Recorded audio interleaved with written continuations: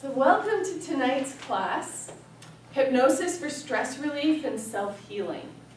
And often we think about the stress levels in our life and we think, oh, I should just handle it, everybody is stressed, and we kind of just try to keep motoring through it. Of course, sometimes in life we're more stressful than others. And I think we're also seeing a trend of increased stress. How many of you have noticed with the advancement of technology, also an advancement of stress? Yeah, right? And technology is great, makes things more convenient, but it also creates more demands on our time. When I grew up, I remember the telephone nailed to the wall, right? And then you would have enough space to walk with that only as far as the cord would go, and you'd wrap yourself in the cord while they had the conversation, and then unwrap yourself, but then you'd leave the phone back on the wall. Anybody else remember that? So now our phones are in our pockets and they follow us everywhere, right? We're always kind of on call. And have you noticed that the time expectation for people to respond is also much shorter? Like people send a text and they want an instant response, right? So there's a lot more stress that is happening in our culture, in our situation now. And so it also makes stress more important to learn how to curtail it or get the mind to shift out of stress patterns. Now, part of that is we can recognize there are different things that cause stress. So let's go ahead and just kind of brainstorm for a moment. What are some of the things that cause stress? And it might be your life or it might be your friend, right? No, it's not me, but I've heard. So let's go ahead and hear what those are. What are some things that cause us stress? Living situations. Okay, living situations. And along with that, we can also infer maybe personality types, conversations, okay? And what else? Health situations. Health, yeah. What else? Your children. Uh-huh.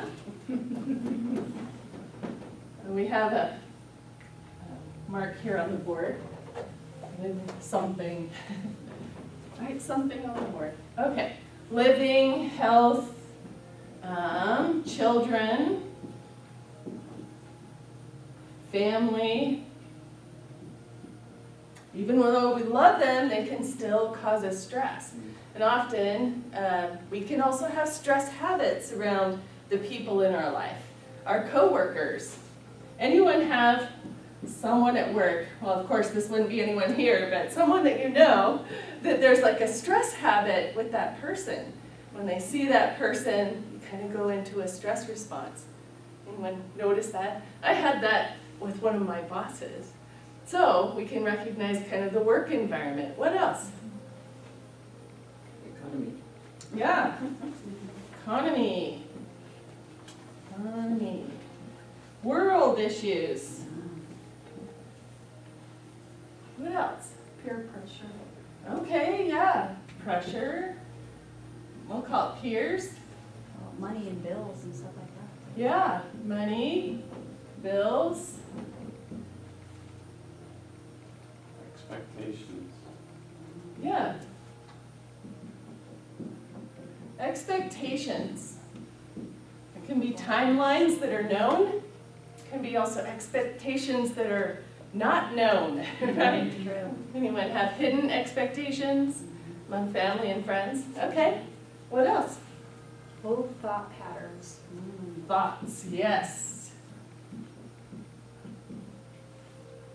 And I was thinking like self-worth kind of. oh, you guys are going deep down to the roots here. I love it. Good job. So self-worth patterns. Okay, and we're really going to recognize these deeper layers and how they contribute as we move through the class tonight. So a lot of this stuff, if we take a look at this, is this going to hunt us down and have us for dinner? No, most of it won't. Traffic, that's also another very common stress pattern. However, so we look at the things that cause stress in our life. The things that cause stress are not so much immediate threat as imagined threat.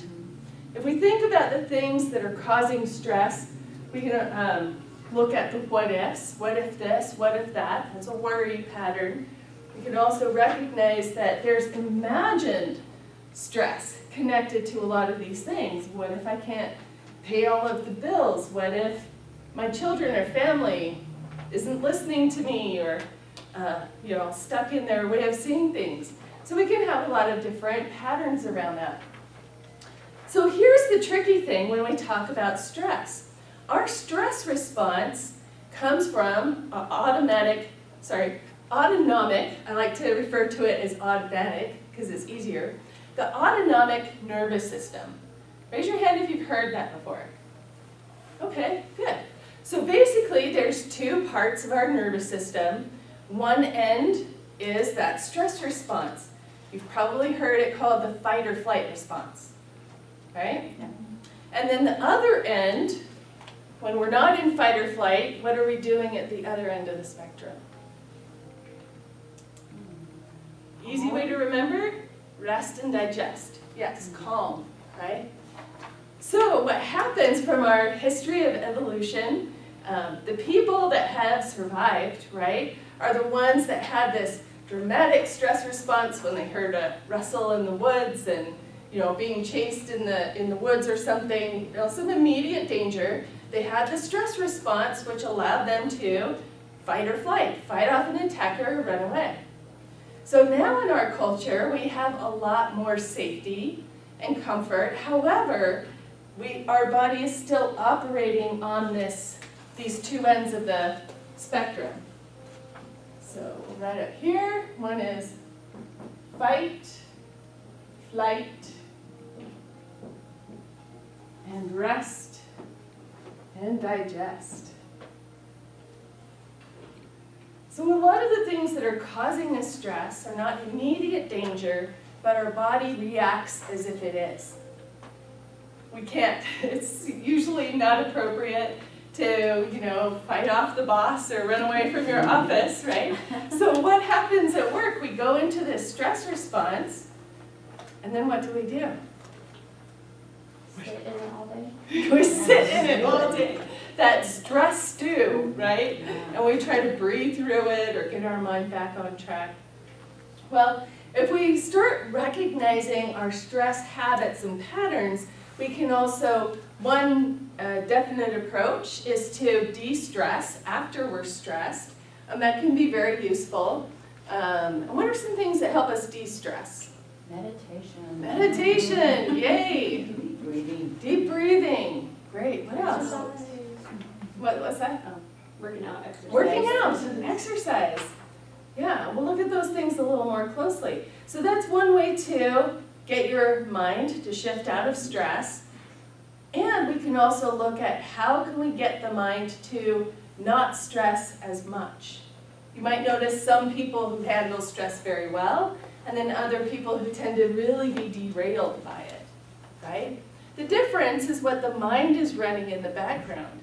And we can recognize that behind these major stressors, it's not just living or health or children and family, it's what our mind is running about these things. Does that make sense? Great. So let's talk a little bit more about these effects, or this autonomic nervous system and these effects of stress.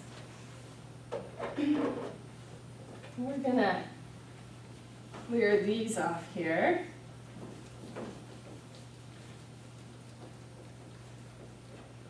So with this fight or flight system, when our body is in fight or flight mode, our body actually physically responds. So the stress response is actually a very good, let's call it poster child, for the mind-body connection. Because we recognize all of these things that cause stress, it's actually what our mind is thinking about, right? You can have the same thing, a child that maybe is having trouble in school, and one person might go off into, what if they have trouble in school or don't pass their classes, or kind of roll out a big story, right? And they're going to be more stressed, versus someone who says, oh, they're having trouble. Well, we'll go ahead and figure it out and see come up with a plan, see what needs to be done, right? So you can have the same situation, but different responses. So let's apply this by looking at what happens physiologically to the body when we go into stress. So when we're in the stress response, what does your body do? Adrenaline. Adrenaline, okay?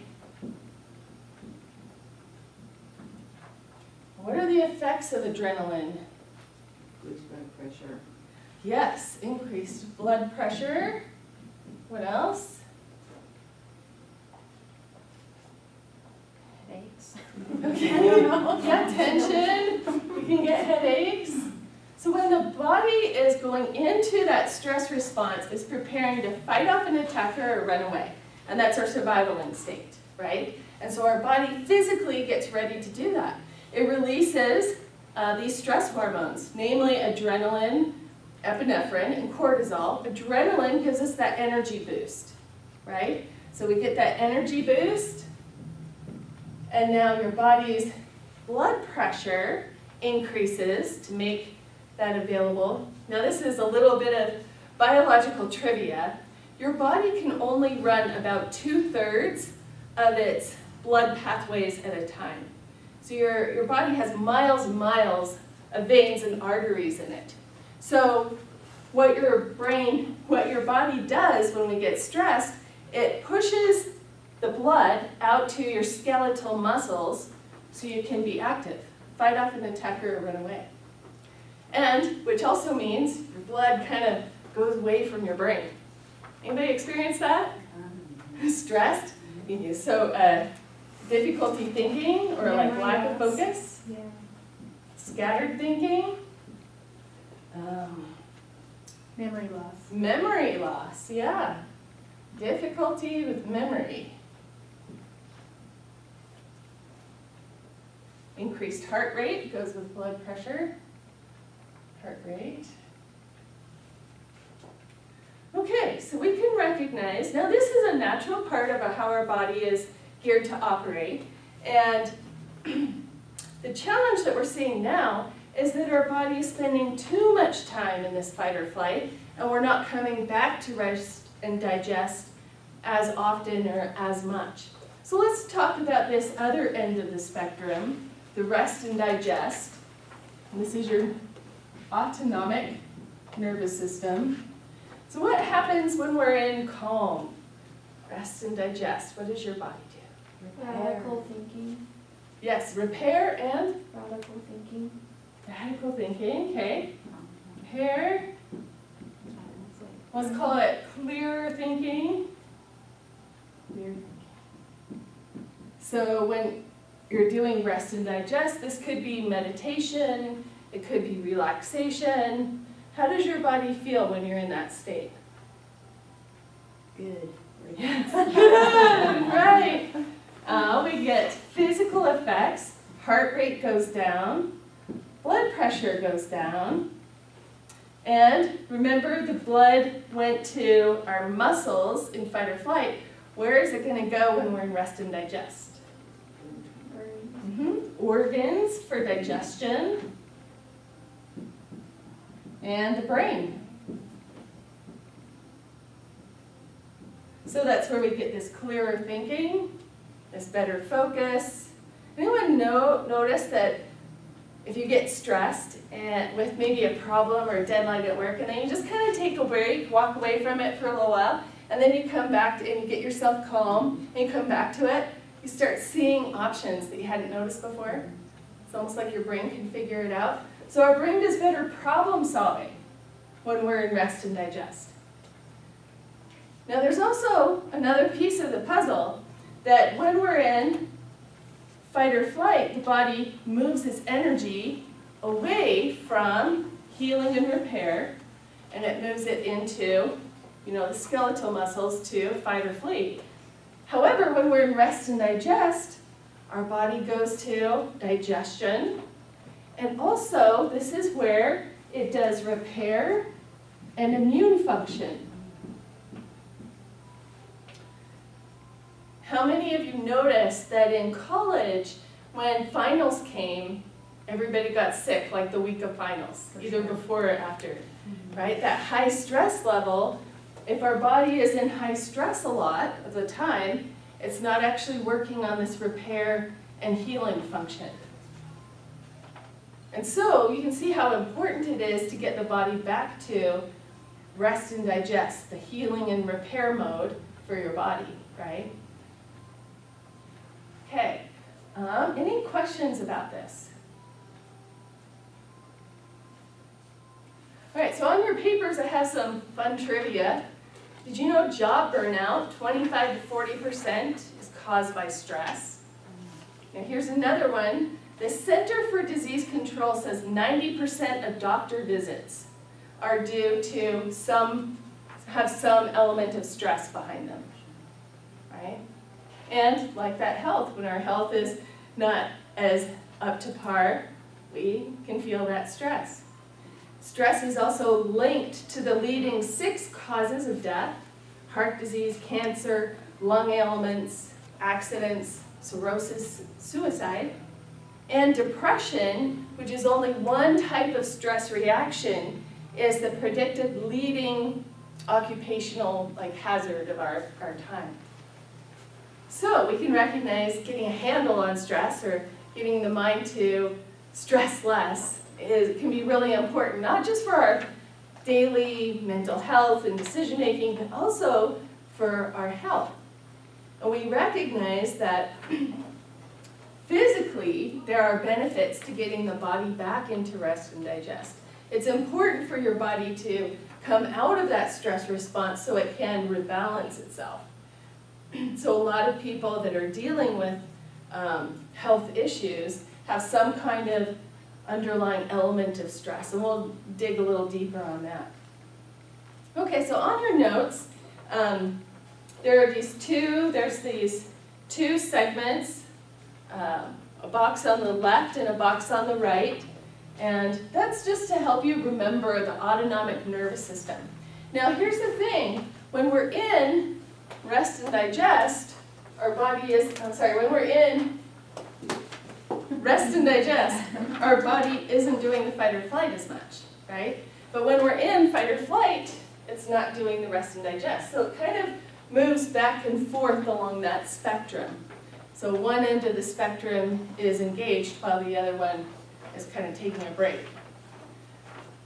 So we can recognize we want to get the mind and body back to rest and digest as much as we can, right? And so some ways is to incorporate some relaxation pieces into your day. How many of you actually take a lunch break?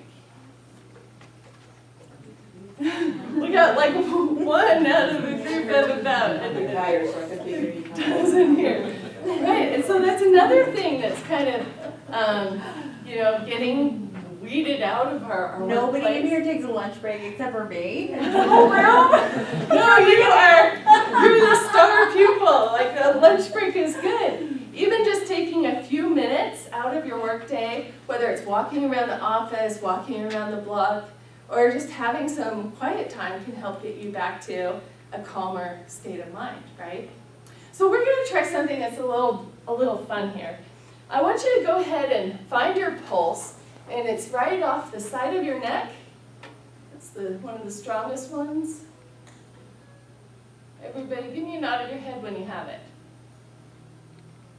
Anyone have difficulty with that? Okay, it looks like we're all good. So I'm going to give you a start time, and then we're going to count how many heartbeats you can feel there. Ready? Go.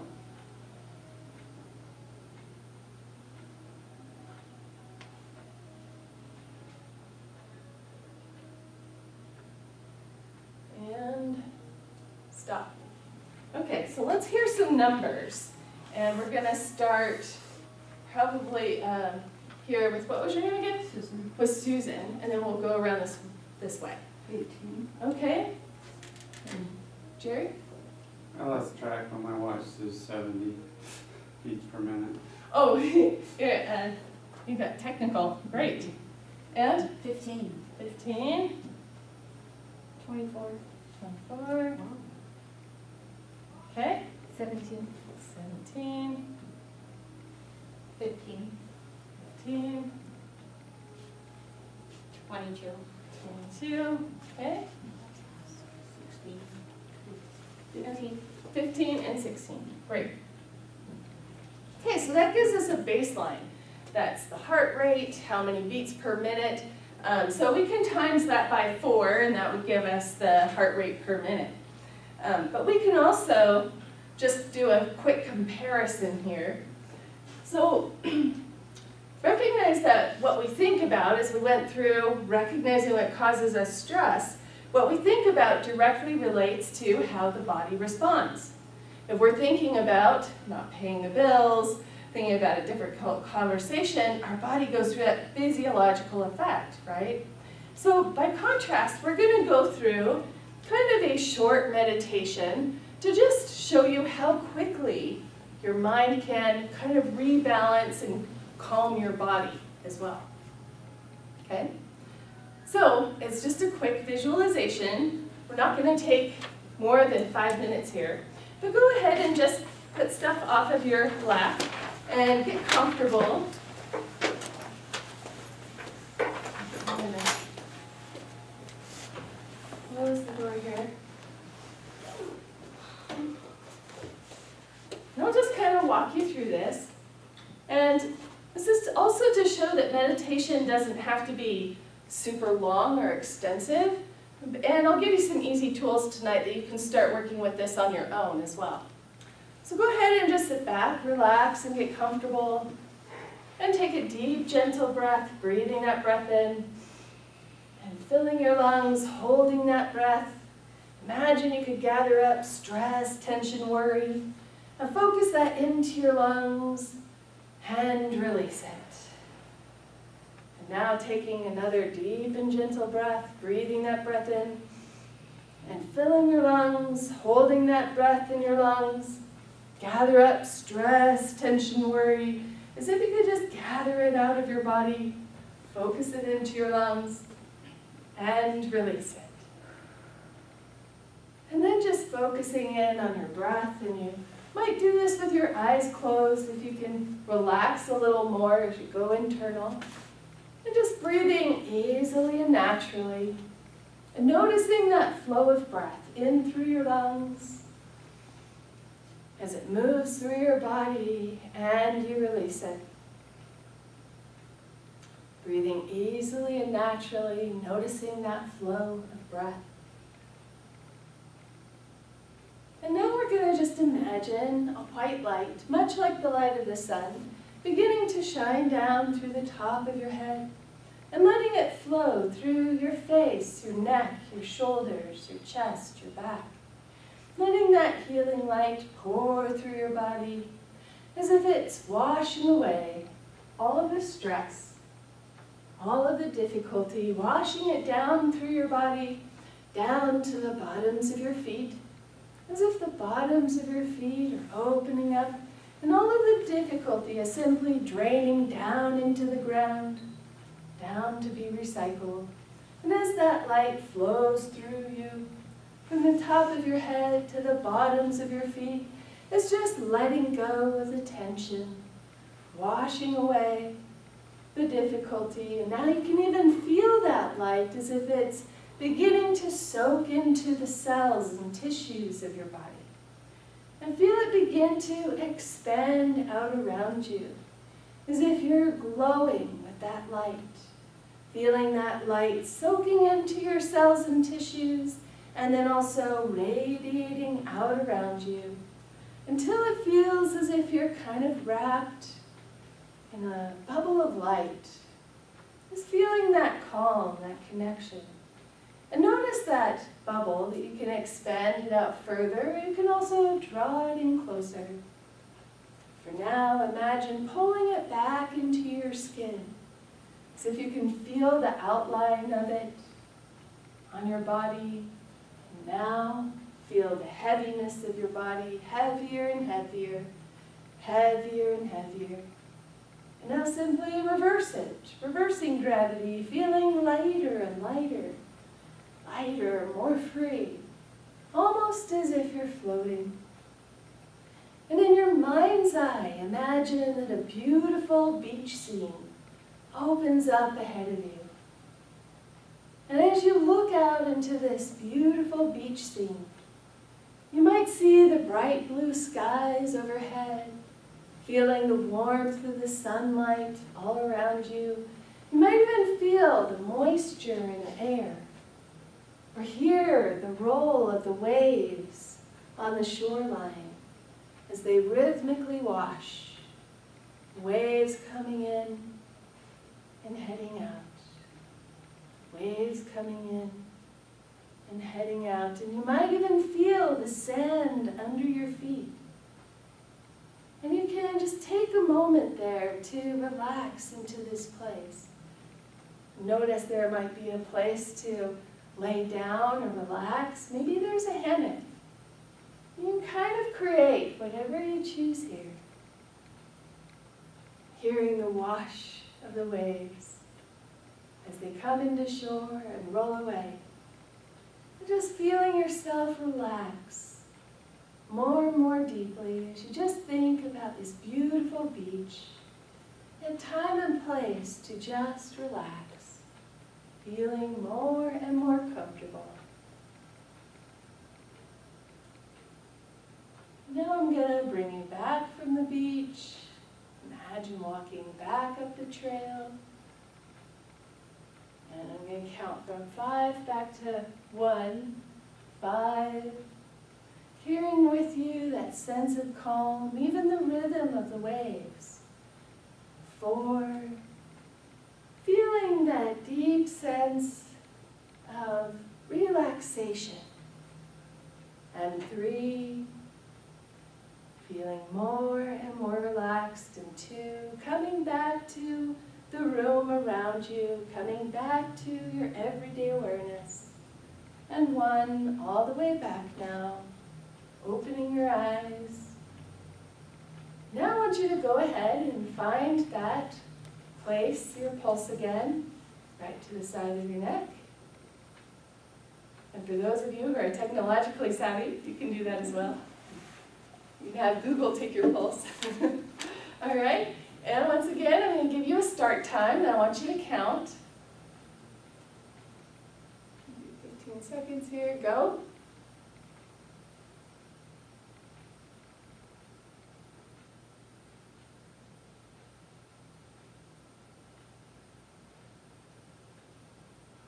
And stop. All right, let's hear some numbers again. And so starting here. 20. Okay. Up just a little bit. And 69. 69. That went down. Okay. 19. 19. You guys all getting ready to swim or something? No. Okay. Swimming in the ocean. 22. 22. There we go. That one's going down. 17. 15. 15. Okay. 12. 12. Yeah, there we go. 20. 20. Yeah. 14. 14. 12. 12. Great. All right. So half the class looks like the first few actually went up, these first 3. Now different things can happen. It can just be some, like with the count timing. But if we look at these numbers and times by 4, we can see this difference of like 16, space of 4 points in the heart rate, but times by 4, that's 16 points in the heart rate. You're not supposed to be able to control your heart rate. Has people told you that?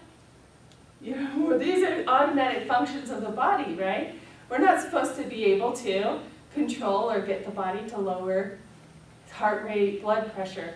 Did anyone have a harder time finding their pulse than the second time? It was weaker. It was weaker. And what is that indicator? Relaxing. Yeah, that's the blood pressure, right? So when we're in the fight or flight, the blood pressure is up. When we move to rest and digest, blood pressure comes down. Good. So we can see that there's multiple places here where we have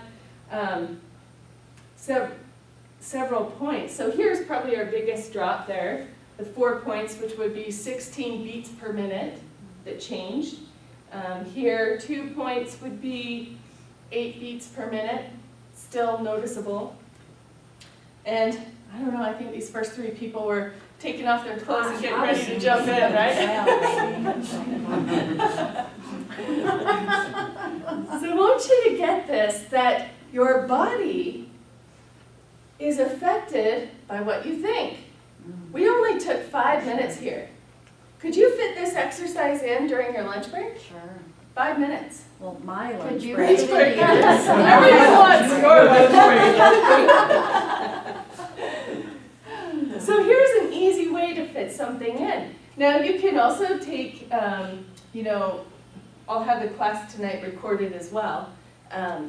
But you can also look at some relaxation or focus practices to incorporate into your day in small ways, right? Now, one thing that we can do, we can also start building up stress relief habit. That we can help the mind go into a stress relief pattern rather than going into the fight or flight response. So how many of you notice things like maybe heart rate or blood pressure increases a little bit when you're driving in traffic? Yeah. Especially if someone cuts you off or, So we can also take that state. Now when we're in that mode of being calm and focused, we're also we're better able to make judgments, on the road. So when we start getting into that fear response, our brain kind of gets some tunnel vision and we kind of compound the problem. Does that make sense? Yeah, so it's more advantageous to get the mind to relax and feel more calm, even in some of the difficult situations or situations that maybe we experience that stress. So one way we can do this is by creating a mindfulness practice. And mindfulness, who's here has heard of mindfulness? Great, anyone want to explain what mindfulness is? Being in the moment. Great, yeah, that's the simplest explanation, just being in the moment. And think about that. How often is our brain running into the future, running off to what ifs, or thinking about the past, right? And so we actually have ways that our brain is pinging back. Here's a good bit of trivia. Research has recently estimated that there's between 10,000 to 20,000 thoughts that go through our mind every day. That's a lot. That is a lot, and they're happening quickly, right?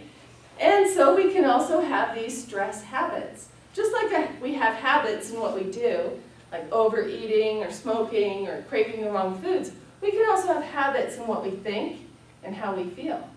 And you can see now that what we think is directly connected to how the body responds and how the body actually feels and how we show up, right? So I really want you to get this importance of activating the relaxation. It's called the relaxation response. In fact, there was an MD, Herbert Benson, that wanted to really bring this to light, and he wrote this book, The Relaxation Response. It gives you simple ways to go into a meditative state, just like we did, with using some visual cues, some imagination, and just getting the body back to baseline. And if you would like, that book is a very fun read, and he used transcendental meditators, and of course used research to recognize how their bodies were responding from a consistent meditation practice. And we're also learning now more and more that things like mindfulness, being in the moment, meditation, has positive effects on the body's ability to heal and repair itself. Like there's the obvious benefit of mental health, like when we relax, we feel better, right? And then there's also this effect on how our body operates. And we can dive down into that just a little bit before I take you through the mindfulness practice. So we're going to go through a mindfulness practice, and then we're going to bring that practice into some situations. Traffic is kind of a common one, so we'll work with that. But I want you to recognize how complicated this can get now. So, So think of those 10,000 thoughts running through our mind every day, right? Some of them we notice, some of them we don't notice. They're just happening so fast. But what we do notice are the effects they leave behind. The effects of stress, the effects of different, like depression is actually a stress reaction. Anxiety is also a stress reaction, right? So we can recognize that.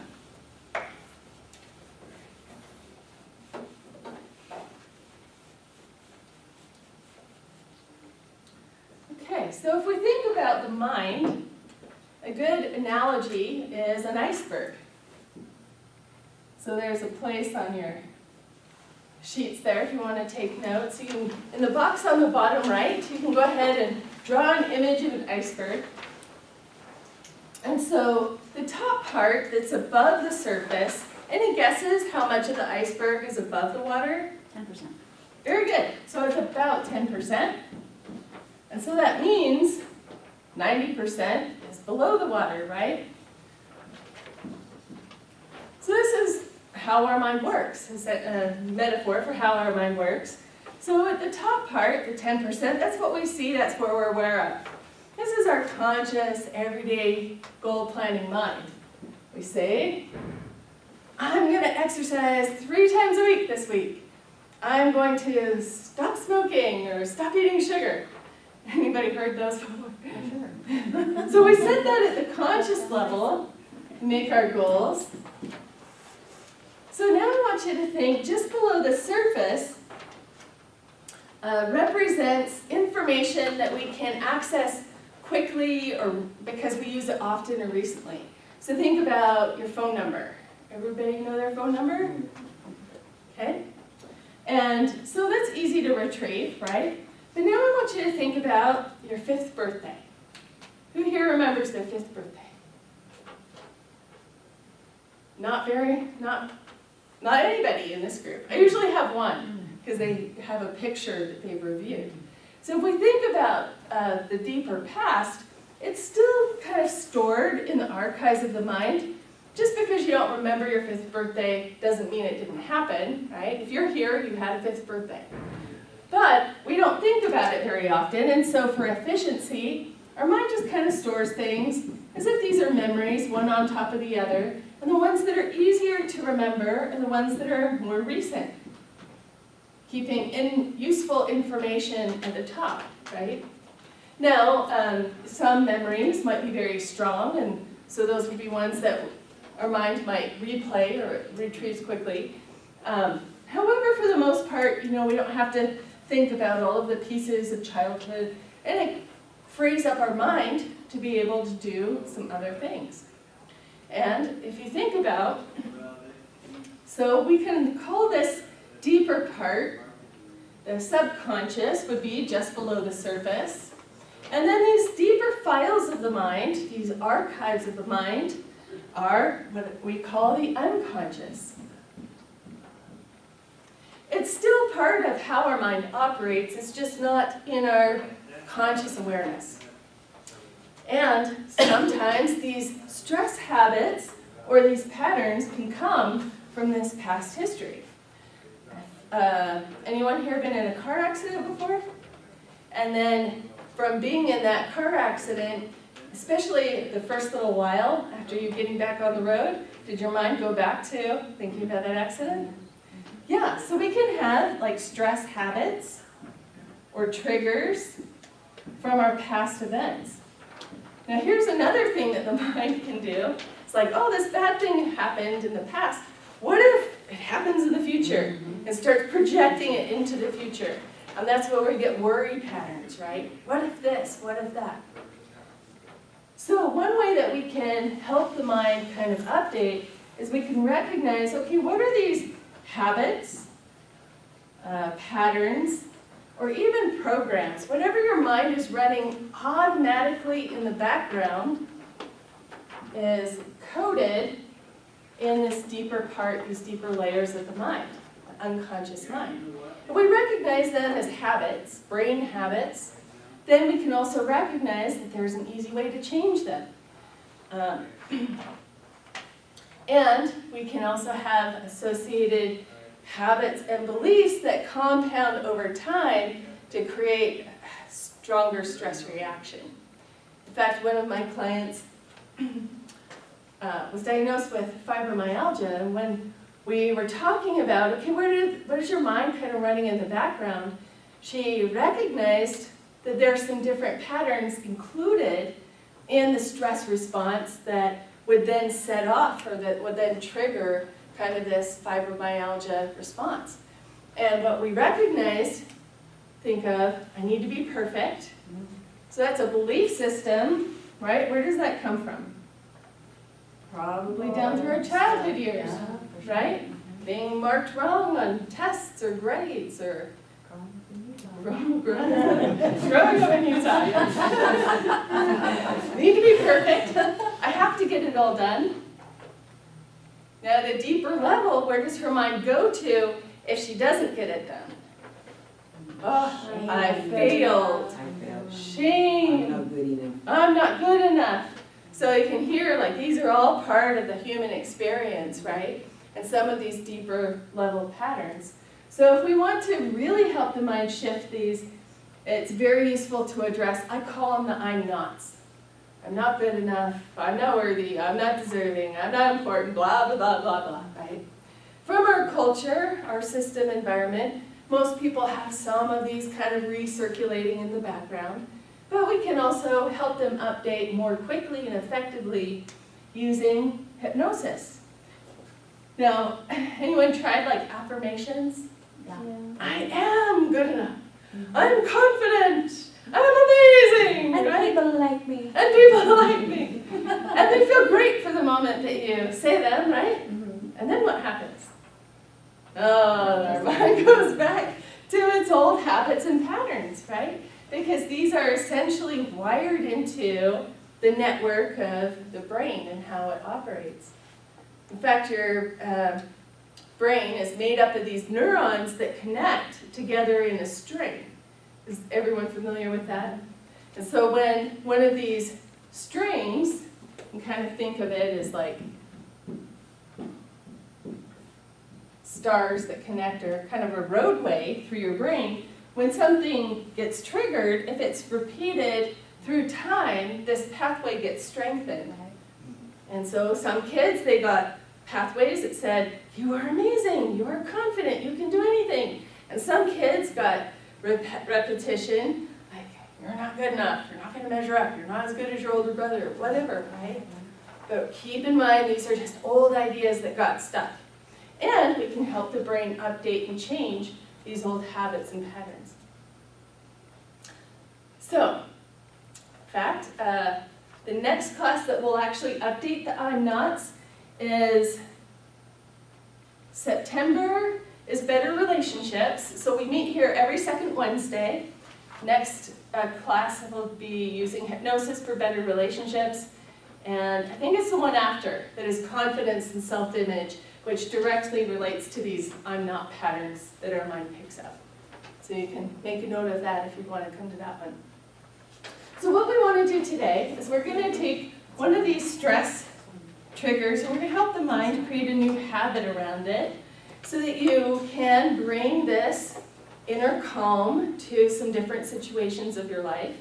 And as a group, we're going to use kind of the driving, because everybody has the experience with driving, and that can be very useful to create a stress relief habit during your commute. Can you see how that would be useful? Right? Okay. So the next part of it, well, let me ask, any questions on this before we go through that? So those little star things, like, you can change those, so then you get the positive and then it makes that stronger, right? Yeah, so I like to explain it like, think about a fisherman's net. So you've got a fisherman's net and they're kind of tied off at these corners, right? And so if this represents kind of this network in your brain, whenever we learn something new, the brain links up these neurons in a chain. And so it would link, oh, tying my shoes. I get the little laces, I stick them together in loops, I make rabbit ears, whatever system you learn, and then I pull them, twist them and then pull them tight. So your brain creates kind of a pathway for whatever you learn. Then, when you repeat something, it strengthens that pathway. In fact, well, there's a saying, those that fire together, wire together. It just makes it stronger every time that you practice, and that's how the brain automates information or automates a habit. Okay? So habits are usually what we have created repetition around, which then strengthens that. And so a lot of what NLP is based on, neuro-linguistic programming, is to, okay, here's what the brain habit is doing here. Well, let's just give it a detour and get it to do something else. And that's what we're going to do in the changing the traffic habit, right? Stress while driving. So we're saying, oh, stress while driving, well, you'd be in the car, or traffic would be the cue, and then your body goes into, oh, here's the stress pattern. We're going to just detour it to come out with a new response. So, neuro-linguistic programming is about the neurons in your brain. Linguistic is your language patterns. Programming refers to this history, how our brain has become wired with these habits. And we can recognize, habits are useful. We don't have to relearn to tie our shoes or drive a car. It automates things so that it frees up more information, more available information for our conscious awareness. Does that make sense? Great. So we're going to go through a mindfulness practice, and then we'll take that mindfulness practice into the experience of driving. And first, before we do that, I want to get numbers again. So I want you to think about, on an average day, average traffic, give yourself a rating. How stressed are you when you think about driving? You might even think about getting on the road to go home. Of course, we'll not be in heavy traffic then.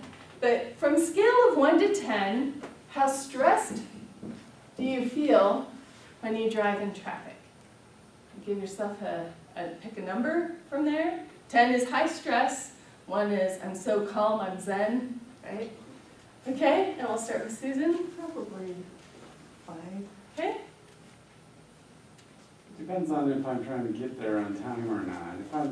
Normally I don't, I'm probably a 3. Okay. He's already zen. I would say 5 for me. 5. Okay. Like a 7. Okay. And recognize that how stressed you are probably is associated with your past history here. Does that make sense? Great. I'm a 3. And a 3. Yeah, a 3. Okay. Like 5. Okay. I'd say about 6. 6. I'm at 3, but it jumps to 6 or so if I'm on the freeway. Okay. Yeah. Okay. So, and for this exercise, I want you to think about that scenario on the freeway. Okay. So, now mindfulness is just the practice of coming back to the awareness of your body, and kind of we're going to add some kind of breath cues in there. We're going to add some positive focuses as you bring that awareness to your body and your as you're sitting here and relaxing. So go ahead and just sit back and relax and get comfortable. You might want to put the stuff off of your lap for now. And we're going to do another deep breath. So taking a deep, gentle breath, breathing that breath in, holding that breath. Gather up stress, tension, worry, focus it into your lungs, and release it as you exhale. And taking in another deep and gentle breath, breathing that breath in, filling that breath into your lungs, holding that breath, and gathering up stress, tension, worry, focus it into your lungs, and release it as you exhale.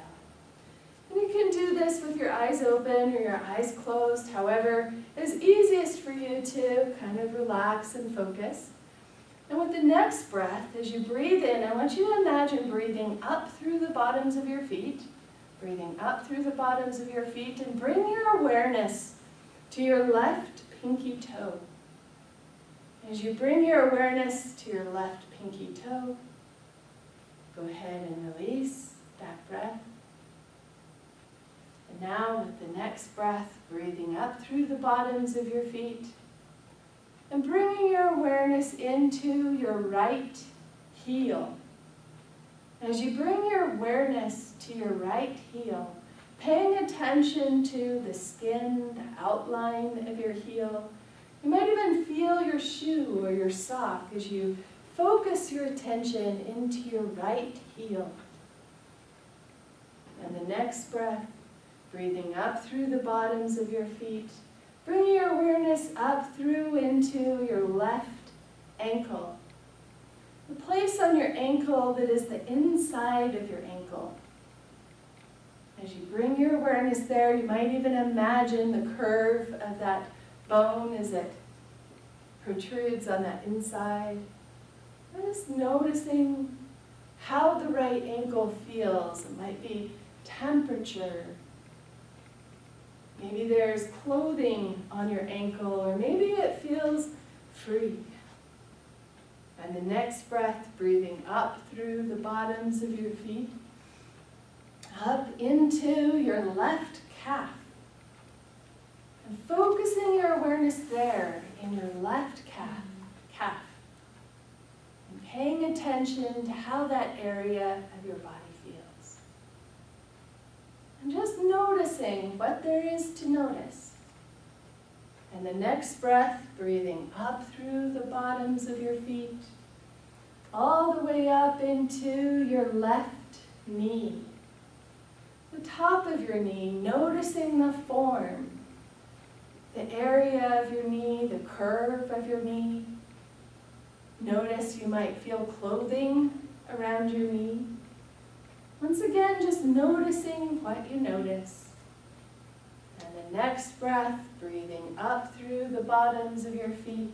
As you bring your awareness up through your feet, your legs, your knees, into your right hip. As you focus your awareness into your right hip, notice that area. And just as you bring that awareness into your hip, your right hip, also as if you could transfer your awareness to your left hip. And noticing these hips keep you stable. You might even think of that thought right here, right now, I am okay. And again, right here, right now, I am okay. And the next breath, breathing up through the bottoms of your feet, through your feet, your knees, your calves, your hips, and bringing your awareness into your gut, right above your navel. Noticing that area, your stomach, how it feels. Notice. And as you bring your awareness into that area of your stomach, you might even notice right here, right now, you are capable. You have abilities, capabilities. And the next breath, breathing up through the bottoms of your feet, up through your legs, bring your awareness up into your heart. As you bring your awareness into your heart, might even add the thought, in this moment, right here, right now, I am capable. And as you bring it into your heart, I am open. And the next breath, breathing up through the bottoms of your feet, up through your legs to your hips, to your stomach, feeling right here, right now, you are okay. To your stomach, feeling capable. Into your heart, feeling open. And into your throat, feeling expressive. I can say what I want to say. The next breath, breathing up through the bottoms of your feet, into your legs, your hips, right here, right now, I am okay. And into the stomach, right here, I am capable, to your heart, feeling open into your throat, feeling expressive, and now into your head, feeling awake. And again, breathing up through the bottoms of your feet, into your hips, right here, right now, I am okay, into your stomach, I am capable, into your heart, I am open, into your head, I am awake. Now taking your awareness into the space around you. Just noticing the space around you as you think the thought, I am ready. Once again, breathing up through the bottoms of your feet, into your hips, right here, right now, I am okay, into your stomach, feeling capable, to your heart, feeling open, to your head, being awake, and into the space around you, feeling ready. And again, breathing up through the bottoms of your feet, all the way to the top of your head, right here, right now, I am okay, I am capable, open, expressive, awake, and ready. And again, breathing up through the bottoms of your feet, into your hips. Be right here, right now, I am okay. Stomach, I am capable. Into your heart, feeling open. To your head, awake. Into the space around you, I am ready. And again, breathing up through the bottoms of your feet, all the way to the top of your head. I am right here, right now, I am okay. I am capable, open, awake, and ready. Another breath, breathing up through the bottoms of your feet, all the way to the top of your head. Right here, right now, I am okay, capable, open, awake, and ready. One more time, breathing up through the bottoms of your feet, all the way to the top of your head, into the space around you, feeling okay, capable, open, awake, and ready. And notice this feeling okay, capable, open, awake, and ready. If it had a color, what color would it be? Just give me a nod of your head when you have a color. Now we're going to package up all of that color. Everyone has a different color. Package it up into a little ball to carry it with you. And go ahead and tuck it into the background of your mind. And bring your awareness back into the classroom. Everyone back into the moment, being right here. Okay, and now I want you to imagine, so what we did is we used a little bit of repetition to create a pathway, right? And that repetition to kind of strengthen and help create a stronger response with that pathway. And now we want to bring that stress relief response, that mindfulness practice, into this driving. So think about getting onto the freeway or whatever situation you used in the beginning. And I want you to imagine, we're just going to kind of do a quick exercise here. Imagine getting into your car, and you'll quite likely be sitting just as you are now and turning the key, or actually is pushing the button now. No more turning keys. Pushing the button, or however you get your car started, and driving onto. And imagine that color, that bubble, coming forward, filling into the space around you. And as you're driving, the feelings of being right here, right now, capable, open, awake, and ready. And as you bring that to the experience of driving, how does that look to you now? Scale of 1 to 10, go ahead and get some numbers, and we'll come back to, we'll start back through here. And Susan? Great. Yeah, great. And Jerry? All right, 2. 2. 4. 4. 4. Good. 1. Zen Master. Yeah, 1. Excellent. 3. 3. Yeah, already. Good. All right. 2. And 2. All right. So we can help the brain create a new habit to de-stress, get into that mindfulness.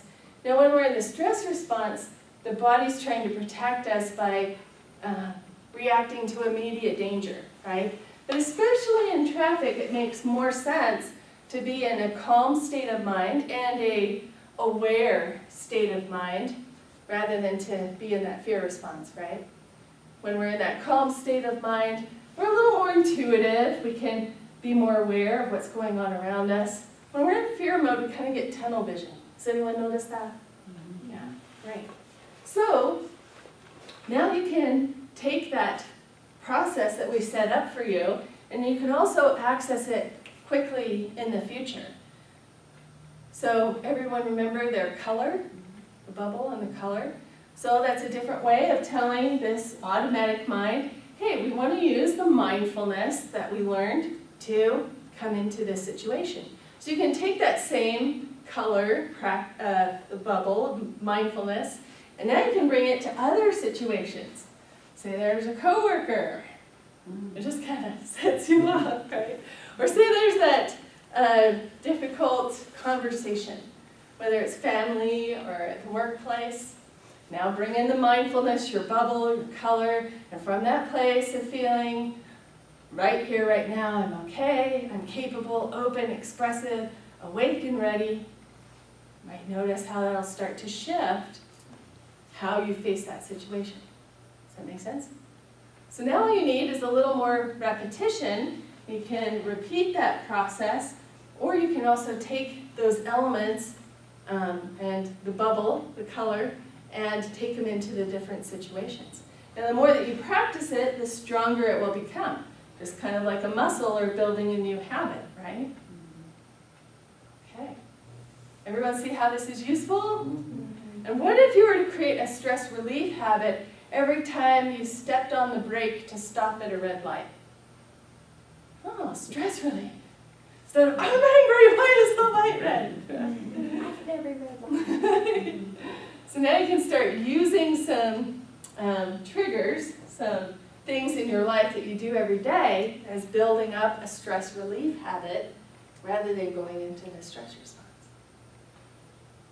Great. All right, so we have about 25 minutes left. Any questions on this? This was more with, well, we paired a couple of things, and this came from my trainers. Pairing NLP, neuro-linguistic programming, and creating a new habit, plus mindfulness. So mindfulness is useful for the moment that we think about it, but this gets your mind to take it into different situations where it can become even more useful. So what's a good way to integrate that? So when you are driving, because when you're driving and you're late and you have to get there, oh, let me think of my color, like how do you actually integrate that into when you're stressed on out? Yes. Repetition is going to help. So you could go through, I actually have this mindfulness practice and this, it's on my stress relief CD, which I do not have any with me, but they're available online. So that will walk you through the process. Go through that several times, or you can even just direct yourself through it, just like we did today. And then you want to think about the cue. So this word, the trigger. What is it that you notice in your environment that causes that habit to run? So is it being on the freeway? Someone said being on the freeway, they notice they go into more of stress. Now if you set up this stress relief habit, as soon as you open the door of your car, and then suddenly there's that bubble, that color around you, you feel the mindfulness, I'm okay, capable, open, expressive, awake, and ready. And then you build that up 4 to 5 times, 4 to 6 times or so. That'll start creating a habit that every time you reach for your car door, oh, the mind is starting to go into the mindfulness response. I was even thinking maybe getting like a big blue bubble and stick it on my dashboard. Yes. To remind me of my big blue bubble. Yeah. Something like that. And your mind will pay attention to that the first few times, Yeah. and then it'll start creating that habit. And usually when we add something new to our environment, our attention will go there, and then it stays there, so then it starts to Right. forget it. But that should be enough time to help your mind remember, oh yeah, blue bubble, blue bubble. Okay. Yeah. Cool. Or you can even draw on that in the moment. And sometimes that's the hardest habit change, is just remembering to do it, you know, remembering to make the change. So I've had some people even put alarms on their phone, you know, that lunchtime, ding, okay, I'm gonna go take 5 minutes at the beach. Bye, everybody. Right? Or go into your blue bubble for 5 minutes and get some stress relief practices into your day. Or other situations. So like I said, now you can take this bubble, this color, now your mind can also map it across to other situations that you find stressful. Maybe it's just that one person. Maybe it's a certain situation or environment, shopping, whatever it is, right? Okay, so now you know how to build stress relief habit. Any questions? Very good, okay. You guys are good students. All right, so the next part, we're gonna take about the next 20 minutes, and I'm gonna take you through a little deeper level of hypnosis to create a little stronger experience of this deep relaxation that you can tap into in the future as well, to bring it into your life.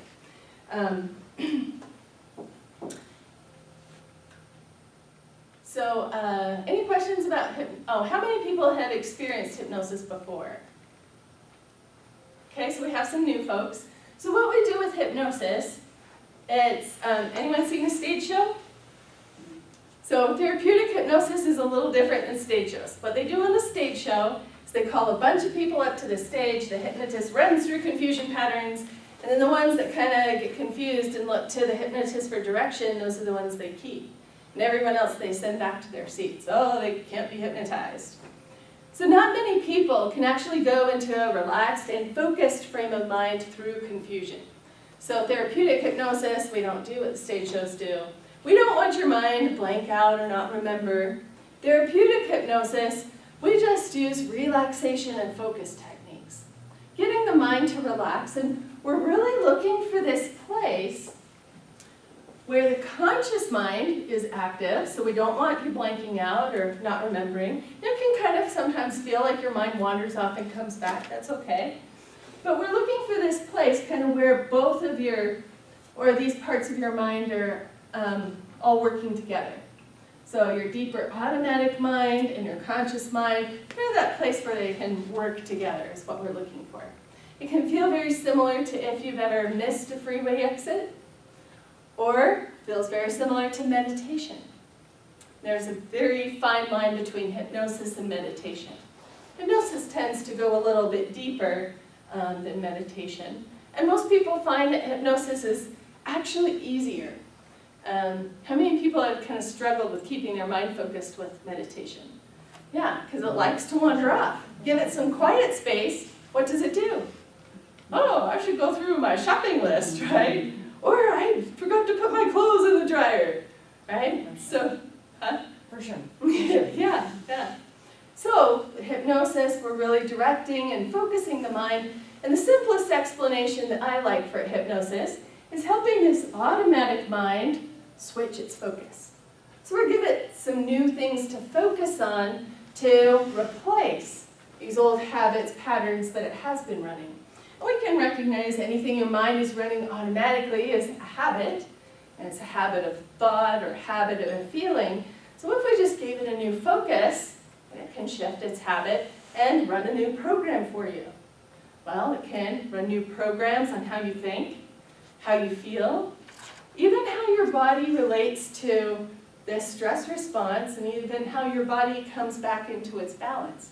And that's where we find these applications of self-healing, is by addressing what are these automatic habits of the mind, these programs, and how do we get them to switch? All right, so we're going to go through the hypnosis part, relaxation and focus techniques. Then we're going to give your mind some things to focus on. Now, I really like to make my hypnosis interactive. So I'm going to be asking you some questions as we go through this process.